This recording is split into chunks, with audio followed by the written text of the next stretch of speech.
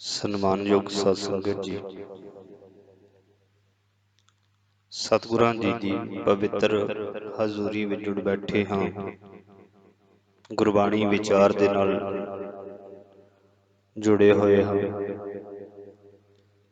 ਤਰਤੀਬਵਾਰ ਜਪਜੀ ਸਾਹਿਬ ਜੀ ਦੀ ਵਿਚਾਰ ਅਸੀਂ ਜੋ ਸ਼ੁਰੂ ਕੀਤੀ ਸੀ, ਉਸ ਦੀ ਪੌੜੀ ਦਰ ਪੌੜੀ ਵਿਚਾਰ ਅਸੀਂ ਕਰਦੇ ਕੀਤੀ ਹੈ ਔਰ ਆਪ ਸੰਗਤਾਂ ਨੇ ਬੜੇ ਪ੍ਰੇਮ ਤੇ ਸਤਿਕਾਰ ਦੇ ਨਾਲ ਸਰਵਣ ਕੀਤੇ ਹੈ। ਜਪਜੀ ਸਾਹਿਬ ਜੀ ਦੀ ਵਿਚਾਰ ਕਿਵ ਸਚਿਆਰਾ ਹੋਈਐ, ਕਿਵ ਕੂੜਾ ਟੁੱਟੈ ਪਾਲ। ਗੁਰੂ ਨਾਨਕ ਸਾਹਿਬ ਜੀ ਮਹਾਰਾਜ ਜੀ ਨੇ ਜਪਜੀ ਸਾਹਿਬ ਜੀ ਦੇ ਵਿੱਚ ਇਹ ਮੁੱਖ ਭਾਵ ਰੱਖਿਆ। ਉਸ ਵਿਚਾਰ ਦੇ ਨਾਲ ਜਪਜੀ ਸਾਹਿਬ ਦੀ ਸ਼ੁਰੂਆਤ ਹੋਈ ਔਰ ਸਤਿਗੁਰੂ ਜੀ ਨੇ ਸਾਰੀ ਜਪਜੀ ਸਾਹਿਬ ਜੀ ਦੀ ਬਾਣੀ ਦੇ ਵਿੱਚ ਦੱਸਿਆ ਕਿ ਸਚਿਆਰਾ ਕਿਵੇਂ ਬਣਨਾ ਤੇ ਪ੍ਰਵਾਨ ਕਿਵੇਂ ਹੋਣਾ। ਉਸ ਸਾਹਿਬ ਨੂੰ ਤੂੰ ਪ੍ਰਵਾਨ ਹੋ ਜਾਵੇਂ ਤੇ ਬਣੇ ਹੋਵੇਂਗਾ ਕਿਵੇਂ? ਸਚਿਆਰਾ ਬਣ ਕੇ, ਸੱਚ ਤੇ ਚੱਲ ਕੇ, ਸੱਚ ਵਿੱਚ ਲੀਨ ਹੋ ਕੇ ਹੀ ਉਸ ਸਾਹਿਬ ਦੇ ਵਿੱਚ ਲੀਨ ਹੋ ਕੇ ਸਚਿਆਰਾ ਹੋ ਸਕਦਾ। ਆਓ ਪੌੜੀ ਦਰ ਪੌੜੀ ਵਿਚਾਰ ਕਰਦਿਆਂ ਹੋਇਆਂ ਅੱਜ ਅਸੀਂ ਅਖੀਰਲੀ ਪੌੜੀ ਔਰ ਸ਼ਲੋਕ ਦੀ ਵਿਚਾਰ ਕਰਾਂਗੇ। 38ਵੀਂ ਪੌੜੀ ਅਖੀਰਲੀ ਪੌੜੀ ਹੈ ਜਪਜੀ ਸਾਹਿਬ ਜੀ ਦੀ ਔਰ ਇੱਕ ਸ਼ਲੋਕ ਹੈ। ਸ਼ਲੋਕ ਦੇ ਨਾਲ ਸਮਾਪਤੀ ਹੋ ਜਾਂਦੀ ਹੈ ਜਪਜੀ ਸਾਹਿਬ ਜੀ ਦੀ। ਤੇ ਸਤਿਗੁਰੂ ਜੀ ਗੁਰੂ ਨਾਨਕ ਸਾਹਿਬ ਜੀ ਮਹਾਰਾਜ ਅੱਗੇ ਜੋ 38ਵੀਂ ਪੌੜੀ ਦੇ ਵਿੱਚ ਜੋ ਅਕਾਲ ਪੁਰਖ ਦੀ ਸਰਬ ਉੱਚਤਾ, ਉਸ ਅਕਾਲ ਪੁਰਖ ਦੀ ਵਡਿਆਈ, ਮਹਿਮਾ, ਬੇਅੰਤਤਾ ਨੂੰ ਸ਼ਬਦਾਂ ਦੇ ਵਿੱਚ ਪਵਿੱਤਰ ਬੋਲਾਂ ਦੇ ਰਾਹੀਂ ਕਰ ਰਹੇ ਹਨ। ਉਹ ਵਿਚਾਰ ਅਸੀਂ ਆਪਣੀ ਸੰਖੇਪ ਬੁੱਧੀ ਦੇ ਨਾਲ ਕਰ ਰਹੇ ਹਾਂ। ਬਹੁਤ ਵੱਡੀ ਉੱਚੀ ਵਿਚਾਰ ਹੈ, ਉੱਚੀ ਵਿਚਾਰ। ਔਰ ਅਸੀਂ ਹਮੇ ਅਪਰਾਧੀ ਸਦ ਭੁੱਲਤੇ ਤੁਮ ਬਖਸ਼ਨ ਹਾਰੇ, ਅਜਿਹੀ ਅਵਸਥਾ ਹੈ ਸਾਡੀ।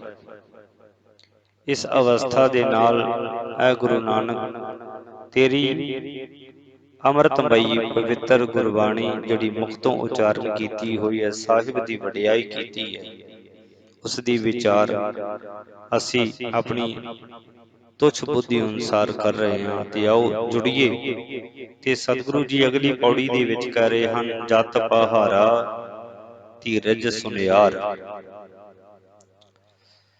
ਜਤ ਜਿਹੜਾ ਕੀ ਹੈ? ਜੇ ਜਤ ਰੂਪ ਦੁਕਾਨ ਹੋਵੇ ਤੇ ਧੀਰਜ ਸੁਨਿਆਰਾ ਹੋਵੇ। ਤੇਰਾ ਇਹ ਸਰੀਰ ਜਿਹੜਾ ਹੈ ਨਾ, ਮਾਨੋ ਇਹ ਸਰੀਰ ਜਤ ਹੋਵੇ, ਭਾਵ ਵਿਕਾਰਾਂ ਤੋਂ ਦੂਰ ਹੋਵੇ ਇਹ ਸਰੀਰ ਤੇ ਨਿਰਮਲ ਹੋਵੇ ਇਹ ਮਨ। ਤੇ ਜਦੋਂ ਨਿਰਮਲ ਹੋਵੇ ਤੇ ਸਮਝੋ ਇੱਕ ਦੁਕਾਨ ਦਾ ਰੂਪ ਸਮਝੀਏ ਇਸਨੂੰ ਅਸੀਂ। ਉਹ ਦੁਕਾਨ ਕਿਹੜੀ? ਸੁਨਿਆਰੇ ਦੀ। ਉੱਥੇ ਸੁਨਿਆਰਾ ਕਿਹੜਾ ਬੈਠਾ ਹੈ? ਦੁਕਾਨ ਕਿਹੜੀ ਹੈ? ਜਤ ਦੀ ਦੁਕਾਨ ਹੈ, ਜਿੱਥੇ ਨਾ ਕਾਮ ਹੈ, ਨਾ ਕ੍ਰੋਧ ਹੈ, ਨਾ ਲੋਭ ਹੈ, ਨਾ ਮੋਹ ਹੈ, ਨਾ ਹੰਕਾਰ ਹੈ। ਜਤ ਕੋਈ ਕਾਮ ਨਹੀਂ, ਵਾਸ਼ਨਾ ਨਹੀਂ।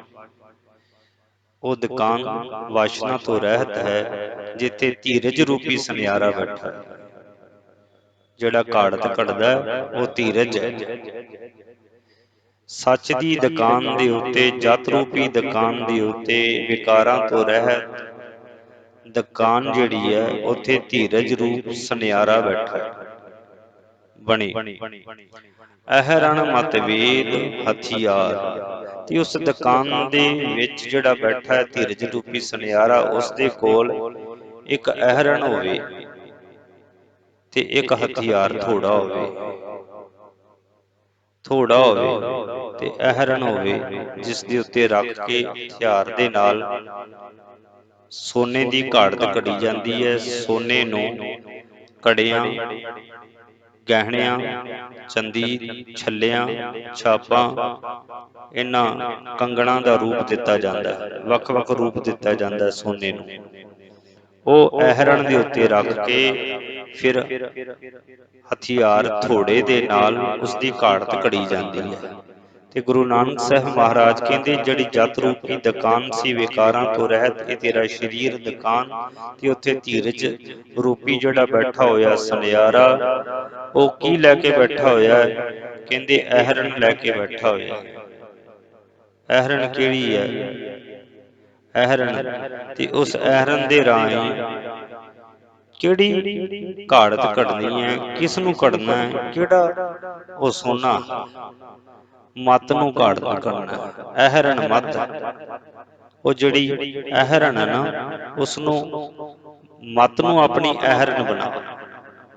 ਮਾਨੋ ਜਿਵੇਂ ਉਸ ਦੁਕਾਨ ਦੇ ਵਿੱਚ ਇੱਕ ਜਿੱਥੇ ਸੋਨਾ ਰੱਖ ਕੇ ਉੱਤੇ ਥੋੜੀ ਦੇ ਨਾਲ ਉਸਨੂੰ ਇੱਕ ਨਵਾਂ ਰੂਪ ਦਿੱਤਾ ਜਾਂਦਾ ਹੈ, ਉਹ ਐਹਰਣ ਜਿਹੜੀ ਹੈ ਉਸ ਕਾਇਆ ਰੂਪੀ ਦੁਕਾਨ ਦੇ ਵਿੱਚ ਮੱਤ ਰੂਪੀ ਐਹਰਣ ਪਈ ਹੋਵੇ। ਮੱਤ ਵੇਦ ਹਥਿਆਰ, ਤੇ ਵੇਦ ਜਿਹੜਾ ਭਾਵ ਗੁਰੂ ਦਾ ਗਿਆਨ, ਗੁਰੂ ਦਾ ਸ਼ਬਦ, ਪ੍ਰਮਾਤਮਾ ਦੀ ਸਿਫਤ ਸਲਾਹ ਦੇ ਬੋਲ, ਉਹ ਹਥਿਆਰ ਹਨ। ਮੱਤ ਨੂੰ ਐਹਰਣ ਬਣਾ ਤੇ ਗੁਰੂ ਦੇ ਗਿਆਨ, ਗੁਰੂ ਦੇ ਸ਼ਬਦ ਨੂੰ, ਪ੍ਰਮਾਤਮਾ ਦੀ ਸਿਫਤ ਸਲਾਹ ਨੂੰ ਹਥਿਆਰ ਬਣਾ, ਤਾਂ ਕਿ ਇਹ ਜਿਹੜੀ ਮੱਤ ਹੈ ਇਹ ਪ੍ਰਮਾਤਮਾ ਦੀ ਵਡਿਆਈ ਦੇ ਨਾਲ ਘੜੀ ਜਾਵੇ, ਔਰ ਐਸਾ ਰੂਪ ਇਸ ਨੂੰ ਦਿੱਤਾ ਜਾਵੇ ਕਿ ਇਹ ਮੱਤ ਜਿਹੜੀ ਹੈ ਪਵਿੱਤਰ ਹੋ ਜਾਵੇ। ਇਹ ਮੱਤ ਐਸੀ ਹੋ ਜਾਵੇ, ਭਰੀਆ ਮੱਤ ਪਾਪਾਂ ਕੈ ਸੰਗ, ਉਹ ਧੋਪੈ ਨਾਵੈ ਕੈ ਰੰਗ। ਪ੍ਰਮਾਤਮਾ ਦੇ ਨਾਮ ਦੇ ਨਾਲ ਇਸ ਨੂੰ ਇੱਕ ਨਵੀਂ ਸ਼ਕਲ ਤੇ ਨਵਾਂ ਰੂਪ ਦਿੱਤਾ ਜਾਵੇ। ਇਹ ਤੇਰੇ ਕੋਲੇ ਘਾੜਤ ਹੋਵੇ। ਤੇ ਉਸ ਦੁਕਾਨ ਦੇ ਵਿੱਚ ਕਾਇਆ ਰੂਪੀ ਸੱਚੀ ਵਿਕਾਰਾਂ ਤੋਂ ਰਹਿਤ ਦੁਕਾਨ ਦੇ ਵਿੱਚ ਇੱਕ ਮੱਤ ਜਿਹੜੀ ਹੈ ਨਾ, ਉਸ ਮੱਤ ਨੂੰ ਮੱਤ ਨੂੰ ਕੱਢਣਾ। ਔਰ ਕੱਢਣਾ ਕਿਹਦੇ ਨਾਲ? ਪ੍ਰਮਾਤਮਾ ਦੀ ਸਿਫਤ ਸਲਾਹ ਦੇ ਨਾਲ, ਉਸ ਦੀ ਵਡਿਆਈ ਦੇ ਨਾਲ।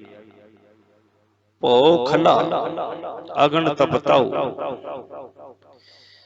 ਜੇ ਅਕਾਲ ਪੁਰਖ ਦਾ ਡਰ ਧੌਂਕਣੀ ਹੋਵੇ ਤੇਰੇ ਹਿਰਦੇ ਦੇ ਵਿੱਚ, ਉਸ ਕਾਇਆ ਰੂਪੀ ਦੁਕਾਨ ਦੇ ਵਿੱਚ ਇੱਕ ਧੌਂਕਣੀ ਹੋਵੇ, ਜਿਸ ਦੇ ਨਾਲ ਅੱਗ ਬਾਲ ਕੇ ਉਸ ਸੋਨੇ ਨੂੰ ਭੰਗਾਰਿਆ ਜਾਂਦਾ ਹੈ, ਢਾਲਿਆ ਜਾਂਦਾ ਹੈ। ਤੇ ਗੁਰੂ ਨਾਨਕ ਸਾਹਿਬ ਮਹਾਰਾਜ ਕਹਿੰਦੇ ਭਉ ਖਲਾ ਅਗਨ ਤਪਤਾਉ, ਜੇ ਅਕਾਲ ਪੁਰਖ ਦਾ ਡਰ ਤੇਰੇ ਅੰਦਰ ਹੋਵੇ, ਭਉ ਹੋਵੇ, ਤੇ ਮਾਨੋ ਉਹ ਧੌਂਕਣੀ ਹੈ ਜਿਸ ਦੀ ਕਾਲ ਕਮਾਈ ਦੀ ਅੱਗ ਹੋਵੇ, ਤੇ ਉਸ ਅੱਗ ਦੇ ਨਾਲ ਤੇਰਾ ਅੰਦਰ ਢਾਲਿਆ ਜਾਵੇ, ਤੇਰਾ ਮਨ ਪਵਿੱਤਰ ਕੀਤਾ ਜਾਵੇ, ਤੇਰੀ ਕਾਲ ਕਮਾਈ ਉਸ ਸਾਹਿਬ ਦੇ ਦਰ ਦੇ ਉੱਤੇ ਪ੍ਰਵਾਨ ਹੋਵੇ। ਭਾਂਡਾ ਭਉ ਅੰਮ੍ਰਿਤ ਤਿਸ ਢਾਲ, ਪ੍ਰੇਮ ਕੁਠਾਲੀ ਹੋਵੇ ਤਾਂ ਉਸ ਕੁਠਾਲੀ ਦੇ ਵਿੱਚ ਅਕਾਲ ਪੁਰਖ ਵਾਹਿਗੁਰੂ ਜੀ ਦਾ ਅੰਮ੍ਰਿਤ ਨਾਮ ਗਲਾਵੇ। ਉੱਥੇ ਭਾਂਡਾ ਹੋਵੇ ਤੇ ਉਸ ਭਾਂਡੇ ਦੇ ਵਿੱਚ ਪ੍ਰਮਾਤਮਾ ਦੀ ਨਾਮ ਦਾ ਸਿਫਤ ਸਲਾਹ ਦੀ ਵਡਿਆਈ ਗਲਾਵੇ। ਉੱਥੇ ਉਸ ਨੂੰ ਆਪਣੀ ਮੱਤ ਨੂੰ ਢਾਲੇ, ਗਲਾਵੇ। ਘੜੀਆ ਸ਼ਬਦ ਸੱਚੀ ਟਕਸਾਲ, ਕਿਉਂਕਿ ਇਹੋ ਜਿਹੀ ਸੱਚੀ ਟਕਸਾਲ ਦੇ ਵਿੱਚ ਗੁਰੂ ਦਾ ਸ਼ਬਦ ਘੜਿਆ ਜਾਂਦਾ ਹੈ। ਗੁਰੂ ਦੇ ਸ਼ਬਦ ਦੇ ਨਾਲ ਮੱਤ ਘੜੀ ਜਾਂਦੀ ਹੈ। ਇਹ ਵਿਕਾਰਾਂ ਤੋਂ ਰਹਿਤ ਹੁੰਦੀ ਹੈ, ਵਿਚਾਰਵਾਨ ਹੁੰਦੀ ਹੈ, ਗਿਆਨ ਰੂਪੀ ਬਣ ਜਾਂਦੀ ਹੈ। ਘਾੜਤ ਐਸੀ ਘੜੀ ਜਾਂਦੀ ਹੈ ਇਸ ਦੀ, ਗੁਰੂ ਦੇ ਸ਼ਬਦ ਦੇ ਨਾਲ ਘਾੜਤ ਘੜੀ ਜਾਂਦੀ ਹੈ। ਤੇ ਮਾਨੋ ਉਹ ਸੱਚੀ ਟਕਸਾਲ, ਉਹ ਦੁਕਾਨ ਸੱਚੀ ਟਕਸਾਲ ਹੋਵੇ, ਜਿੱਥੇ ਤੇਰੀ ਮੱਤ ਘਾੜਤ ਘੜੀ ਜਾਵੇ, ਜਿੱਥੇ ਤੇਰਾ ਮਨ ਜਿਹੜਾ ਵਿਕਾਰਾਂ ਤੋਂ ਰਹਿਤ ਹੋ ਜਾਵੇ, ਪਾਪਾਂ ਤੋਂ ਰਹਿਤ ਹੋ ਜਾਵੇ। ਜਿਨ ਕੋ ਨਦਰ ਕਰਮ ਤਿਨ ਕਾਰ, ਗੁਰੂ ਨਾਨਕ ਸਾਹਿਬ ਮਹਾਰਾਜ ਕਹਿੰਦੇ ਇਹ ਕਾਰ ਉਹਨਾਂ ਮਨੁੱਖਾਂ ਦੀ ਹੈ ਜਿਨ੍ਹਾਂ ਉੱਤੇ ਮਿਹਰ ਦੀ ਨਜ਼ਰ ਹੁੰਦੀ ਹੈ। ਇਹ ਕਾਰ ਉਹਨਾਂ ਮਨੁੱਖਾਂ ਦੀ ਹੈ, ਭਾਵ ਇਹ ਜਿਹੜਾ ਨਿਸ਼ਾਨੀ ਦੱਸੀ ਹੈ ਨਾ, ਇਹ ਜਿਹੜਾ ਕੰਮ ਦੱਸਿਆ, ਇਹ ਵਡਿਆਈ, ਇਹ ਸਿਫਤ, ਇਹ ਅਵਸਥਾ ਉਹਨਾਂ ਮਨੁੱਖਾਂ ਦੀ ਹੈ ਜਿਨ੍ਹਾਂ ਦੇ ਉੱਤੇ ਤੇਰੀ ਬਖਸ਼ਿਸ਼, ਤੇਰੀ ਮਿਹਰ, ਤੇਰੀ ਵਡਿਆਈ ਹੁੰਦੀ ਹੈ। ਹਰ ਇੱਕ ਦੀ ਅਜਿਹੀ ਅਵਸਥਾ ਨਹੀਂ ਹੁੰਦੀ, ਹਰ ਇੱਕ ਜੀ ਨੂੰ ਅਜਿਹੀ ਵਡਿਆਈ ਨਹੀਂ ਮਿਲਦੀ। ਸਾਹਿਬ ਦੇ ਦਰ ਤੇ ਪ੍ਰਵਾਨ ਹੋਣਾ ਕੋਈ ਸੌਖਾ ਨਹੀਂ ਹੈ। ਉਸ ਦੇ ਨਾਲ ਪ੍ਰੇਮ ਪਾਉਣਾ ਪੈਂਦਾ, ਔਰ ਪ੍ਰੇਮ ਉਸ ਦੇ ਨਾਲ ਤਾਂ ਬਣਦਾ ਜੇ ਤੇਰੀ ਬਿਰਤੀ ਸੰਸਾਰ ਵੱਲੋਂ ਉਪਰਾਮ ਹੋਵੇ। ਉਪਰਾਮ ਦਾ ਮਤਲਬ ਇਹ ਵੀ ਨਹੀਂ ਹੈ ਕਿ ਸੰਸਾਰ ਛੱਡ ਦੇਣਾ, ਕਾਰ ਵਿਹਾਰ ਕਰਨਾ, ਪਰ ਉਪਰਾਮ ਵੀ ਹੋ ਜਾਣਾ ਕਿ ਕਾਰ ਵਿਹਾਰ ਕਰਨਾ, ਜੀਵਨ ਚਲਾਉਣਾ, ਘਰ-ਬਾਰ ਚਲਾਉਣਾ, ਪਰ ਵਿੱਚ ਗਰਕਣਾ ਨਹੀਂ। ਨਾਨਕ ਨਦਰੀ ਨਦਰ ਨਿਹਾਲ, ਜਿਨ੍ਹਾਂ ਉੱਤੇ ਬਖਸ਼ਿਸ਼ ਹੁੰਦੀ ਹੈ, ਇਹ ਨਾਨਕ ਉਹ ਮਨੁੱਖ ਅਕਾਲ ਪੁਰਖ ਦੀ ਕਿਰਪਾ ਦ੍ਰਿਸ਼ਟੀ ਨਾਲ ਨਿਹਾਲ ਹੋ ਜਾਂਦੇ ਨੇ। ਉਹ ਨਿਹਾਲ ਹੋ ਜਾਂਦੇ ਨੇ, ਨਦਰੀ ਨਦਰ ਨਿਹਾਲ ਹੋ ਜਾਂਦੇ ਨੇ, ਜਿਨ੍ਹਾਂ ਦੇ ਉੱਤੇ ਅਕਾਲ ਪੁਰਖ ਦੀ ਵਡਿਆਈ ਹੁੰਦੀ ਹੈ। ਅੱਗੇ ਸਤਿਗੁਰੂ ਜੀ ਕਹਿੰਦੇ ਸ਼ਲੋਕ, ਅੱਗੇ ਸ਼ਲੋਕ ਉਚਾਰਨ ਕੀਤਾ ਹੈ। ਪਵਨ ਗੁਰੂ ਪਾਣੀ ਪਿਤਾ, ਮਾਤਾ ਧਰਤ ਮਹਤ, ਪ੍ਰਾਣ ਸ਼ਰੀਰਾਂ ਲਈ ਇਉਂ ਹਨ। ਇਹ ਸਵਾਸ, ਇਹ ਹਵਾ ਸ਼ਰੀਰਾਂ ਲਈ ਇਉਂ ਹੈ ਜਿਵੇਂ ਜੀਵਾਂ ਦੇ ਲਈ ਆਤਮਾ ਹੈ। ਜੀਵਾਂ ਦੇ ਲਈ ਆਤਮਾ ਹੈ। ਪਾਣੀ ਸਭ ਜੀਵਾਂ ਦਾ ਪਿਓ ਹੈ ਤੇ ਧਰਤੀ ਸਭ ਦੀ ਵੱਡੀ ਮਾਂ ਹੈ। ਕਿਉਂ? ਕਿਉਂਕਿ ਪਾਣੀ ਦੇ ਬਿਨਾਂ ਜੀਵਨ ਦੀ ਘਾੜਤ ਘੜੀ ਨਹੀਂ ਜਾ ਸਕਦੀ, ਜੀਵਨ ਦੀ, ਸਰੀਰਕ ਦੀ, ਢਾਂਚੇ ਦੀ। ਪਾਣੀ ਤੋਂ ਬਿਨਾਂ ਇਸ ਸਰੀਰ ਦੀ ਕਲਪਨਾ ਕੀਤੀ ਹੀ ਨਹੀਂ ਜਾ ਸਕਦੀ ਕਿ ਪਾਣੀ ਤੋਂ ਬਿਨਾਂ ਜੀਵਨ ਹੋ। ਪਾਣੀ ਤੋਂ ਬਿਨਾਂ ਜੀਵਨ ਨਹੀਂ। ਪਾਣੀ ਪਿਤਾ ਹੈ, ਪਿਤਾ ਕਹਿ ਕੇ ਵਡਿਆਇਆ ਪਾਣੀ, ਔਰ ਮਾਤਾ ਨੂੰ ਧਰਤ ਕਹਿ ਕੇ ਵਡਿਆਇਆ, ਕਿਉਂਕਿ ਅਸੀਂ ਧਰਤੀ ਦੀ ਕੁੱਖ ਦੇ ਵਿੱਚ ਰਹਿੰਦੇ ਹਾਂ, ਇੱਥੋਂ ਹੀ ਪੈਦਾ ਹੋਏ ਹਾਂ, ਇਹਦੇ ਵਿੱਚ ਹੀ ਜਾ ਲੀਨ ਹੋਏ। ਇਸ ਲਈ ਇਹ ਮਾਂ ਵਰਗੀ, ਇਹ ਸਾਡੀ ਮਾਂ, ਵੱਡੀ ਮਾਂ ਵਰਗੀ। ਦਿਵਸ ਰਾਤ ਦੋਇ ਦਾਈ ਦਾਇਆ, ਖੇਲਾ ਸਗਲ ਜਗਤ। ਦਿਨ ਅਤੇ ਰਾਤ ਦੋਵੇਂ ਉਹ ਖਿਡਾਵਾ ਤੇ ਖਿਡਾਵੀ ਹਨ।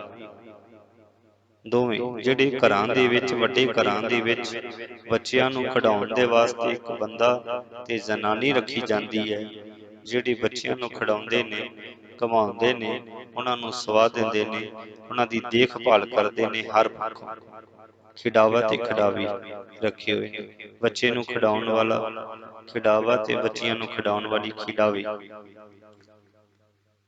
ਦਿਵਸ ਰਾਤ ਦੋਇ ਦਾਈ ਦਾਇਆ, ਖੇਲਾ ਸਗਲ ਜਗਤ। ਦਿਨ ਅਤੇ ਰਾਤ ਦੋਵੇਂ ਖਿਡਾਵਾ ਤੇ ਖਿਡਾਵੀ ਹਨ। ਤੇ ਕਹਿੰਦੇ ਨੇ ਇਸੇ ਤਰ੍ਹਾਂ ਪ੍ਰਮਾਤਮਾ ਨੇ ਦਿਨ ਤੇ ਰਾਤ ਸਾਡੇ ਜੀਵਾਂ ਦੇ ਲਈ ਖਿਡਾਵਾ ਤੇ ਖਿਡਾਈ ਬਣਾਈ, ਖਿਡਾਵੀ ਬਣਾਈ। ਇਹ ਵੀ ਸਾਨੂੰ ਖਿਡਾ ਰਹੇ ਨੇ ਦਿਨ ਤੇ ਰਾਤ। ਉਸ ਖਿਡਾਵੇ ਤੇ ਖਿਡਾਵੀ ਵਾਂਗੂ ਜਿਹੜੀ ਉਹਨਾਂ ਬੱਚਿਆਂ ਦੀ ਪਾਲਣਾ ਪੋਸ਼ਣਾ ਕਰਦੀ ਹੈ, ਰਾਤ ਨੂੰ ਫਿਰ ਆਪਣੀ ਗੋਦ ਦੇ ਵਿੱਚ ਲੈ ਕੇ ਸਵਾ ਦਿੰਦੀ, ਧਿਆਨ ਰੱਖਦੀ। ਇਹ ਦਿਨ ਤੇ ਰਾਤ ਸਾਡੀ ਸੰਭਾਲਣਾ ਕਰਦਾ। ਦਿਨੇ ਸਾਨੂੰ ਭਜਾਈ ਫਿਰਦਾ, ਦਿਨ ਭਜਾਈ ਫਿਰਦਾ, ਭੱਜੀ ਜਾ ਰਹੇ ਨੇ ਅਸੀਂ, ਤੇ ਰਾਤ ਦਾਈ, ਉਹ ਖਿਡਾਵੀ, ਉਹ ਦਾਈ ਸਾਰੇ ਸੰਸਾਰ ਦੀਆਂ ਜੀਵ ਜਿਹੜੇ ਨੇ ਨਾ, ਉਪਰਾਮ ਹੋ ਕੇ, ਥੱਕ ਹਾਰ ਕੇ ਆਪਣੀ ਧਰਤੀ ਮਾਂ ਰੂਪੀ ਦੀ ਗੋਦ ਦੇ ਵਿੱਚ ਸੋ ਜਾਂਦੇ, ਸੋ ਜਾਂਦੇ। ਦਿਨ ਅਤੇ ਦਿਵਸ ਰਾਤ ਦੋਇ ਦਾਈ ਦਾਇਆ, ਖੇਲਾ ਸਗਲ ਜਗਤ।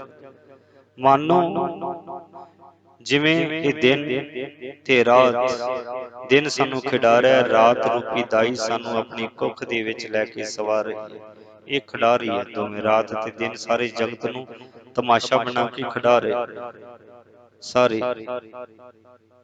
ਇਹ ਕਾਰ ਵਿਹਾਰ ਦੇ ਵਿੱਚ ਖੇਲਾ ਸਗਲ ਜਗਤ, ਸਾਰਾ ਜਗਤ ਇਹਨਾਂ ਦੀ ਗੋਦ ਦੇ ਵਿੱਚ, ਇਹਨਾਂ ਦੇ ਮਨ ਪਰਚਾਵੇ ਦੇ ਵਿੱਚ ਖੇਡ ਰਿਹਾ, ਕਾਰ ਵਿਹਾਰ ਦੇ ਵਿੱਚ ਖੇਡ ਰਿਹਾ। ਦਿਨੇ ਮਨੁੱਖ ਕਾਰ ਵਿਹਾਰ ਕਰਦਾ ਤੇ ਰਾਤ ਨੂੰ ਦਾਈ ਰੂਪੀ, ਰਾਤ ਰੂਪੀ ਦਾਈ ਦੀ ਗੋਦ ਦੇ ਵਿੱਚ ਜਾ ਸੌਂਦਾ। ਚੰਗਿਆਈਆਂ ਬੁਰਿਆਈਆਂ ਵਾਚਾ ਧਰਮ ਹਦੂਦ। ਧਰਮਰਾਜ ਅਕਾਲ ਪੁਰਖ ਦੀ ਹਜ਼ੂਰੀ ਦੇ ਵਿੱਚ ਜੀਵਾਂ ਦੇ ਕੀਤੇ ਹੋਏ ਚੰਗੇ ਮੰਦੇ ਕੰਮ ਵਿਚਾਰੀ ਦੇ ਨੇ। ਪਰਮਾਤਮਾ ਆਪ ਹੀ ਮਨੁੱਖਾਂ ਦੇ ਚੰਗੇ ਮੰਦੇ ਕੰਮਾਂ ਨੂੰ ਵਿਚਾਰਦਾ। ਸਭ ਤੋਂ ਵੱਡਾ ਧਰਮਰਾਜ ਉਹ ਹੈ ਜਿਹੜਾ ਹਿਰਦਿਆਂ ਦੇ ਵਿੱਚ ਵਸਿਆ ਹੋਇਆ, ਜਿਹੜਾ ਅੰਦਰ ਵਸਿਆ ਹੋਇਆ, ਜਿਹੜਾ ਹਰ ਵੇਲੇ ਮਨੁੱਖ ਦੀ ਸੰਭਾਲਣਾ ਕਰਦਾ, ਸਵਾਸ ਸਵਾਸ ਦੀ ਸੰਭਾਲਣਾ ਕਰਦਾ, ਸਵਾਸ ਦੀ ਵੀ ਸੰਭਾਲਣਾ ਕਰਦਾ। ਆਪ ਹੀ ਧਰਮਰਾਜ ਹੈ, ਆਪ ਹੀ ਬ੍ਰਹਮਾ ਹੈ, ਆਪ ਹੀ ਸ਼ਿਵ ਹੈ, ਸਾਰਾ ਕੁਝ ਆਪ ਹੀ। ਉਹ ਪਰਮਾਤਮਾ, ਪਰਮਾਤਮਾ ਦੀ ਹਜ਼ੂਰੀ ਦੇ ਵਿੱਚ ਚੰਗੇ ਮੰਦੇ ਕੰਮਾਂ ਦੀ ਵਿਚਾਰ ਹੁੰਦੀ ਹੈ। ਔਰ ਨਾਨਕ ਕੋੜੀ ਨਰਕ ਬਰਾਬਰੇ ਉਜੜ ਸੋਈ ਥਾਉ। ਮਨੁੱਖ ਦਾ ਹਿਰਦਾ ਕਲਪਦਾ ਪਿਆ, ਦੁੱਖਾਂ ਦੇ ਵਿੱਚ ਲੀਨ ਅਤੇ ਨਰਕ ਹੈ। ਮਨੁੱਖ ਆਤਮਿਕ ਤੌਰ ਤੇ ਸੰਤੁਸ਼ਟ ਹੈ, ਸੁਖ ਹੈ ਤੇ ਸਵਰਗ ਹੈ। ਕਰਮੀ ਆਪੋ ਆਪਣੀ ਕੀ ਨੇੜੇ ਕੀ ਦੂਰ। ਆਪੋ ਆਪਣੇ ਇਹਨਾਂ ਕੀਤੇ ਹੋਏ ਕਰਮਾਂ ਦੇ ਅਨੁਸਾਰ ਕਈ ਜੀਵ ਅਕਾਲ ਪੁਰਖ ਦੇ ਨੇੜੇ ਹੋ ਜਾਂਦੇ ਨੇ ਤੇ ਕਈ ਬਹੁਤ ਦੂਰ ਚਲੇ ਜਾਂਦੇ ਨੇ। ਪਰਮਾਤਮਾ ਤੋਂ ਆਪਣੇ ਮਨ ਦੇ ਪਿੱਛੇ ਚੱਲਣ ਵਾਲੇ ਮਨਮੁਖ ਮਨੁੱਖ ਪਰਮਾਤਮਾ ਤੋਂ ਬਹੁਤ ਦੂਰ ਚਲੇ ਜਾਂਦੇ ਨੇ। ਆਪਣੇ ਕਰਮਾਂ ਦੇ ਕਰਕੇ ਜਾਂਦੇ ਨੇ, ਆਪਣੇ ਕਰਮਾਂ ਦੇ ਕਰਕੇ। ਕਿਰਤ ਕਰਮ ਕੇ ਵਿਛੜੇ ਕਰ ਕਿਰਪਾ ਮਿਲੋ ਰਾਮ। ਆਪਣੇ ਕਰਮਾਂ ਦੇ ਕਰਕੇ, ਆਪਣੀ ਕਾਰ ਦੇ ਕਰਕੇ ਪਰਮਾਤਮਾ ਤੋਂ ਦੂਰ ਹੋ ਜਾਂਦੇ ਨੇ। ਪਰਮਾਤਮਾ ਨੂੰ ਪਿਆਰ ਕਰਨ ਵਾਲੇ ਪਰਮਾਤਮਾ ਦੇ ਨੇੜੇ ਹੋ ਜਾਂਦੇ ਨੇ। ਜਿਨੀ ਨਾਮ ਤੇ ਆਇਆ ਗਏ ਮਸਕਤ ਕਾਲ। ਹੇ ਨਾਨਕ, ਜਿਨ੍ਹਾਂ ਮਨੁੱਖਾਂ ਨੇ ਅਕਾਲ ਪੁਰਖ ਦਾ ਨਾਮ ਸਿਮਰਿਆ, ਉਹ ਆਪਣੀ ਮਿਹਨਤ ਸਫਲੀ ਕਰ ਗਏ। ਉਹਨਾਂ ਦੀ ਕਾਲ ਥਾਂਏ ਪੈ ਗਈ, ਉਹਨਾਂ ਦੀ ਵਡਿਆਈ, ਉਹਨਾਂ ਦੀ ਸਿਫਤ ਘਾਲਣਾ ਥਾਂਏ ਪੈ ਗਈ ਉਸ ਅਕਾਲ ਪੁਰਖ ਦੀ। ਨਾਨਕ ਤੇ ਮੁਖ ਉਜਲੇ ਕੀਤੀ ਛੁੱਟੀ ਨਾਲ। ਅਕਾਲ ਪੁਰਖ ਦੇ ਦਰ ਦੇ ਉੱਤੇ ਉਹ ਉਜਲ ਮੁਖ ਵਾਲੇ ਹਨ ਤੇ ਹੋਰ ਵੀ ਕਈ ਜੀਵ ਉਹਨਾਂ ਦੀ ਸੰਗਤ ਵਿੱਚ ਰਹਿ ਕੇ ਕੂੜ ਦੀ ਪਾਲ ਢਾਹ ਕੇ ਮਾਇਆ ਦੇ ਬੰਧਨਾਂ ਤੋਂ ਆਜ਼ਾਦ ਹੋ ਜਾਂਦੇ ਹਨ। ਕਿਵ ਸਟਿਆਰਾ ਹੋਈ ਹੈ ਕੋਈ ਕੂੜਾ ਟੁੱਟਾ ਪਾਲ। ਕਿਵੇਂ ਟੁੱਟਦੀ ਹੈ ਕੂੜ ਦੀ ਪਾਲ? ਜਿਨ੍ਹਾਂ ਦੇ ਮੁਖ ਉਜਲੇ ਹੋ ਗਏ ਨੇ, ਜਿਨ੍ਹਾਂ ਦੇ ਮੁਖ ਉਜਲੇ ਹੋ ਗਏ ਨੇ, ਗਾ ਗਾ ਕੇ ਵਿਚਾਰ ਕਰ ਕਰ ਕੂੜ ਦੀ ਕੰਧ ਉਹਨਾਂ ਨੇ ਢਾਹ ਦਿੱਤੀ ਹੈ, ਮਾਇਆ ਵਿਕਾਰਾਂ ਦੀ ਕੰਧ ਉਹਨਾਂ ਨੇ ਢਾਹ ਦਿੱਤੀ। ਉਹ ਨਾਨਕ ਤੇ ਮੁਖ ਉਜਲੇ ਕੀਤੀ ਛੁੱਟੀ ਨਾਲ। ਕੂੜ ਦੀ ਪਾਲ ਕੰਧ ਢਾਹ ਕੇ ਮਾਇਆ ਦੇ ਬੰਧਨਾਂ ਤੋਂ ਆਜ਼ਾਦ ਹੋ ਗਏ ਨੇ। ਕੀਤੀ ਛੁੱਟੀ, ਉਹ ਛੁੱਟ ਗਏ ਨੇ, ਆਜ਼ਾਦ ਹੋ ਗਏ। ਕਿਹੜੇ?